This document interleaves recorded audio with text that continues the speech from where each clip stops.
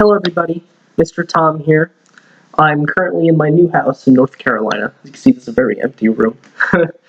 But it's been very busy. I've been moving boxes and furniture and whatnot. But out of my busy schedule, I've decided that it'd be a good idea if I read you guys books. And here, as you can see, I don't have an actual physical book to show you as I read, sadly. I'm recording on my computer, where I have books to read, and I'll be reading a story called Billy Wants It All. So this is a story about a boy named Billy, and I think it takes place in Europe, and it's basically his life, and as he goes about it, he learns about things like, I know there's one about him learning how bad it is to steal, or being a hero to somebody, being a good person. This one we're reading specifically is Billy Wants It All, Growing Up and the Value of Money. So in this story, this chapter book, we'll be reading Billy's adventure and how he learns about the usefulness of money. At the end of this video, I'll be giving my thoughts on both chapters, so once I'm finished reading chapter 1, I'll jump straight into chapter 2. And I'm pretty sure that on this video, the discussion will be open, where you can chat, and you can give your own comments on the story and maybe your own thoughts. I'll be giving you my thoughts at the end. So, without further ado, I'm going to begin with Chapter 1. Chapter 1 is called At the Supermarket.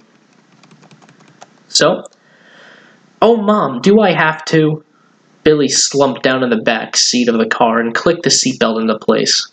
"It's not fair. Why do I always have to go to the supermarket?" He stared hard at the back of his mom's head as she drove. He hoped she might turn into an alien or something, anything rather than going shopping. "Funny, you didn't say that when we went to London looking for that new skateboard shop." His mom watched him in the rearview mirror.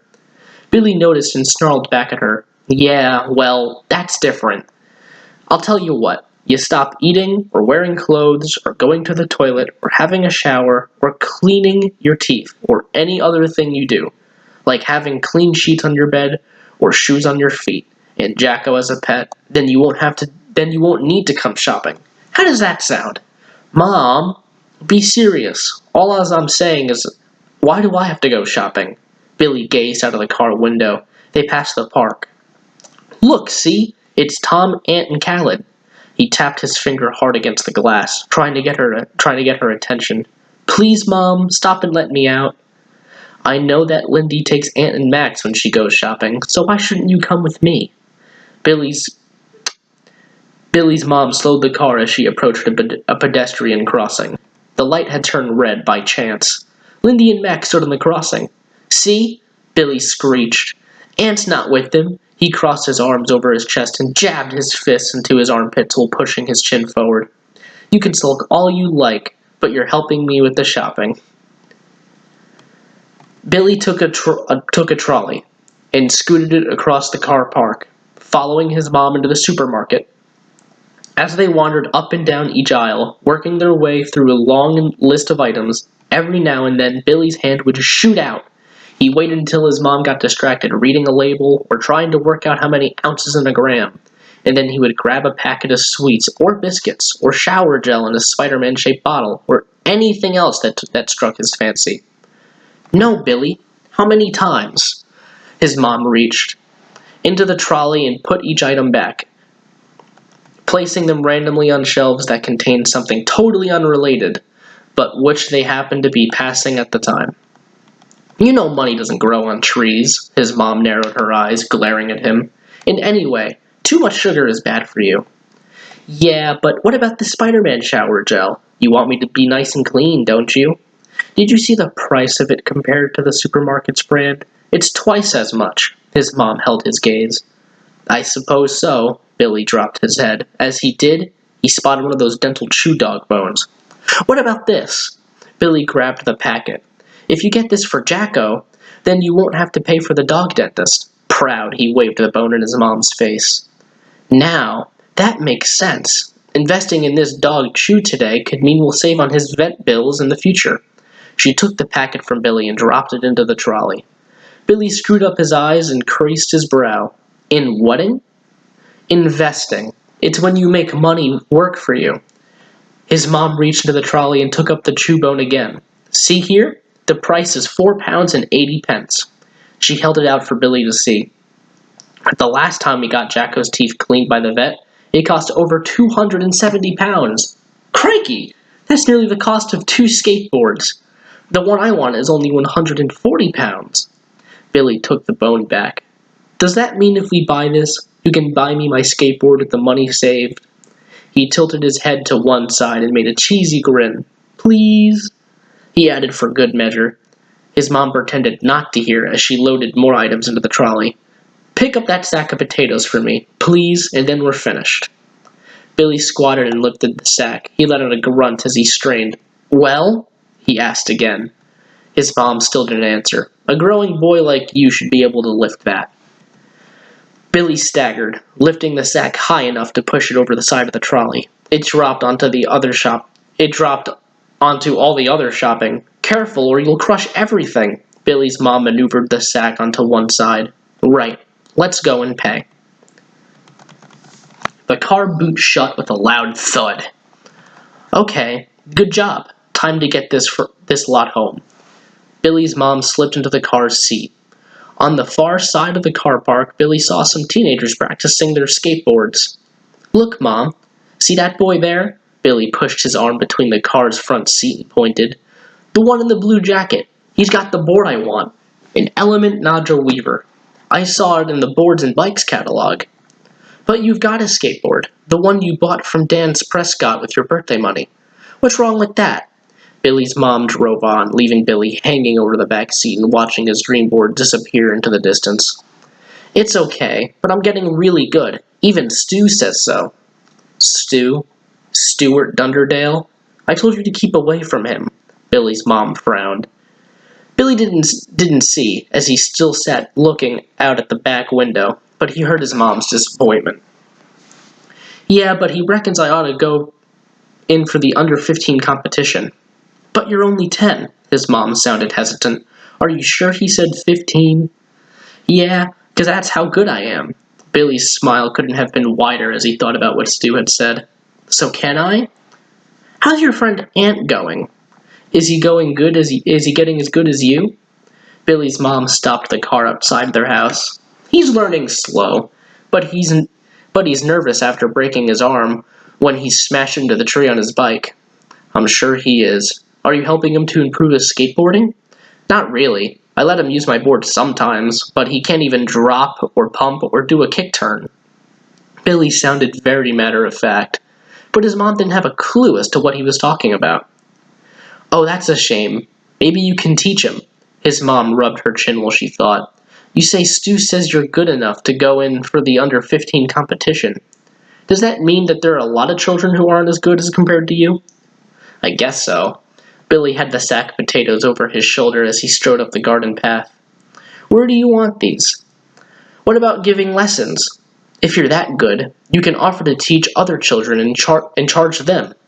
Then your skateboard becomes an investment, as you can earn money from it and put it towards the elephant hingy thingy board you want.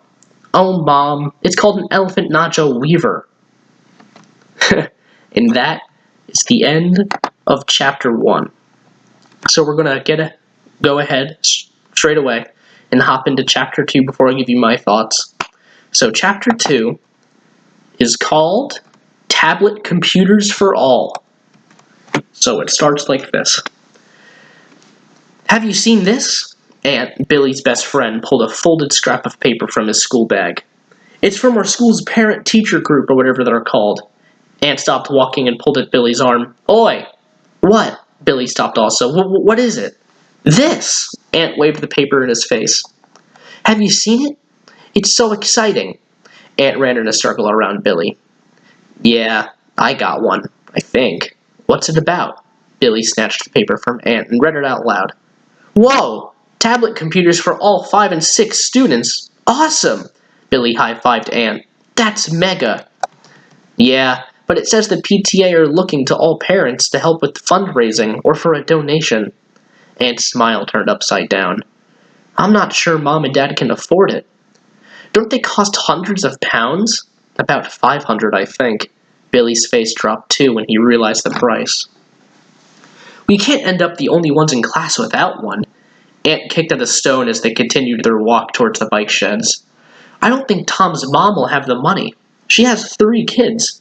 Katie, who's in the same class as my sister Max, and then Tom, and of course Stinker Eddie, who's at secondary school. He doesn't even deserve one. The excitement over the tablet slipped away. Both boys looked gloom as they unlocked their bikes, pulling from their racks. Aunt turned to Billy. Anyway, what are you thinking about? When? Just now, in the playground, when I tried showing you that bit of paper. You were like a zombie. Aunt pushed on the bike's pedals and moved off. I thought about what my mom said to me when we went to the supermarket. Billy pulled alongside Aunt. I might have some superpowers, but mind reading isn't one of them. What did your mom say? Aunt stared at Billy. Oh, yeah. No, I mean, Mom told me about investing. Any thought for a bit? Aunt thought for a bit. Is that like getting dressed? Like climbing into your trousers? You know. When you put on a vest, do you get into your vest? Get it? Investing? What are you going on about? It's got nothing to do with getting dressed or trousers. It's about money. Billy looked at Aunt as if he had 2 heads. You know, Stu says I'm a natural at skateboarding and should go on to the under 15 competition. How many more times do I have to hear that? Well, I need an Element Naja Weaver board if I've had a chance at winning, but they'd cost £140. So Mom came up with the idea of me using the board I bought with Dan and giving lessons to other kids. That'll give me money, which I can save towards my new board. That's investing. Do you think anyone will pay for your lessons? Aunt didn't sound too sure. I don't know until I try. The boys arrived at Aunt's garden gate. Aunt's bike's brakes let out a piercing scream when he stopped. You need to get those sorted, Billy suggested. Suppose so. See ya. Aunt disappeared around the back of his house. Billy rode on to his granddad's. He lived only 2 houses away from Aunt. Billy always went there after school to wait for one of his parents to come home from work. Billy heard barking. It was Jacko, his bestest dog. He had heard Billy open Granddad's back door. Before Billy had a chance to get through it, the dog licked at his hand and twisted and turned his body to get Billy to stroke and fuss over him. Billy and Jacko had been inseparable. I thought it was you. Granddad hobbled into the kitchen. These knees of mine are giving me jip. I can hardly walk. Granddad sat down slowly, using his hands to help him into the chair. Help your old Granddad and put the kettle on, please. Billy edged his way over to the sink. Can I have a biscuit?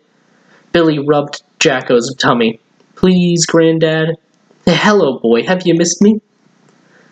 Billy pushed past the dog and dropped his high vest jacket, helmet, and school bag in a heap on the floor. Come on, boy. Up. Billy patted his chest and Jacko stood on his back legs, resting his front paws on Billy's shoulders. Well, he seems excited to see you. Granddad placed a mug of tea alongside a single custard cream biscuit, Billy's favorites. Okay, Jax, that's enough. Billy helped the dog down. I need to talk to Granddad. Oh? That sounds important. Granddad dunked his digestive biscuit into his tea. It's about what Mom said to me. About investing. Billy split his biscuit in half and licked at the cream filling. Investing? I remember having a conversation with your mother many years ago. You're never too young to learn about money. As often happened, Granddad didn't lift his biscuit out of his tea in time, and a large soggy chunk broke off, landing on the table. Bother. I'm a messy blitter. He used his spoon to scoop it up. So what did your mother say? Well, you see, I need a new skateboard. Already? You just bought one with your birthday money. Yeah, but that was months ago. You've not broken it? Granddad gave Billy a stern look. No, of course not. Actually, I've gotten too good. Billy beamed back at his granddad. Too good? Who told you that? Granddad's furrowed brow said he didn't feel sure about Billy being too good.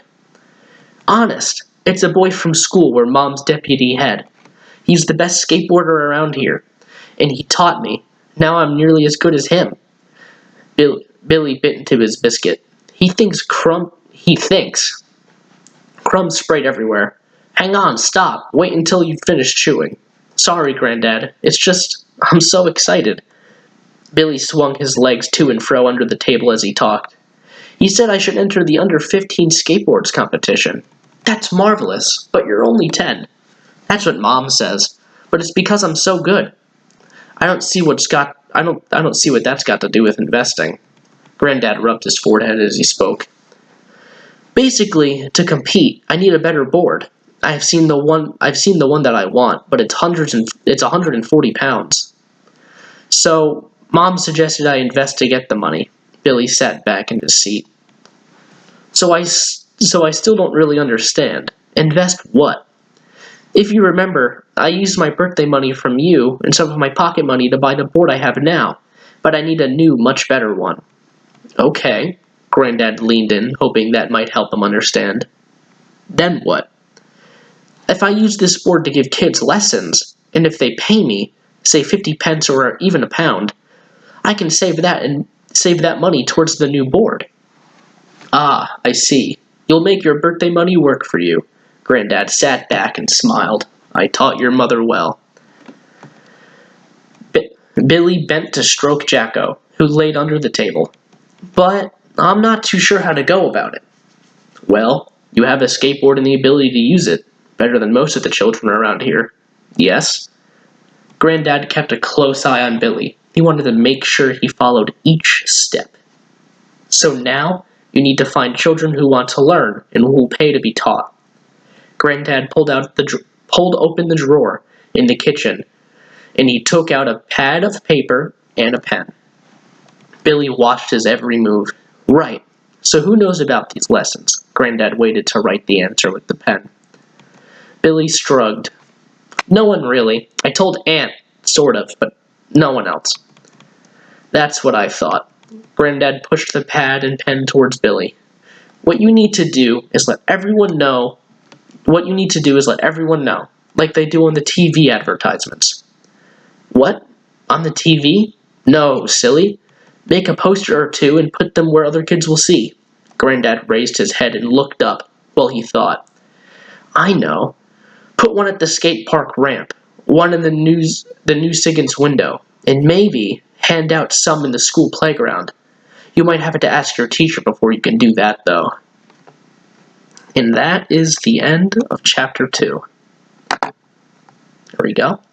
So that was the first 2 chapters of, let's see, I don't want to mess up the name of the story now, of Billy Wants It All, The Value of Money. So, we read the first 2 chapters. They were fairly short, but it was good because I can see that in Chapter 1, as understandably, I'm pretty sure everybody as a kid doesn't really want to go around and run errands with their parents. Billy is the same way. He relates that way. But it doesn't seem like he understands the importance of money and how it works. He doesn't understand that. And what he learns how to invest in the importance of money from his mother in the first chapter. And what she says sticks with him. So into the first chapter, which happens some day later, he's with his best friend Aunt. And I guess they're leaving school, using their bikes. And what his mother said stuck with him. And he talked to Aunt about it. And it's interesting because now it seems like he wants to pursue it because he has this board he wants. He likes skateboarding, obviously. And he wants to do this competition. So this investing way is an easy way for him to get the board he wants other than asking his mother, and she doesn't seem willing to do it. So he goes to the person that he can rely on for help, which is his granddad. As we could see, at the end of Chapter 2, his granddad gives him a plan. So now Billy is going to go to his school, he's going to ask kids on the playground, maybe put on some posters. First he has to ask his teachers. And hopefully by the time of Chapter 3 we see that go into action. Maybe something will happen. I found it very interesting that in Chapter 2, yes, it was in the beginning of Chapter 2, we see Aunt Billy's friend, the author specifically points out that he needs a new bike, which is an interesting detail. So maybe we'll see that come into play later. But for now, we're going to focus on Billy. He's going to go to school, and he's going to ask teachers for permission. He's going to start asking people for his lessons, and hopefully, the next two chapters, we'll see him put that to work. We'll see him make money and how he handles it, and you'll see too just how important it is to handle money. So I want to know your thoughts about it. I think it's a good story so far. It's a good thing to learn, and it's an entertaining way to learn it. There's a continuity to keep up with. So the discussion will be open, the chat will be open. I want to hear your thoughts about the chapter and what you think might happen next. So until then, I'll see you guys next week, and we'll read chapter 3 and 4. Bye. I hope everyone's healthy and doing well.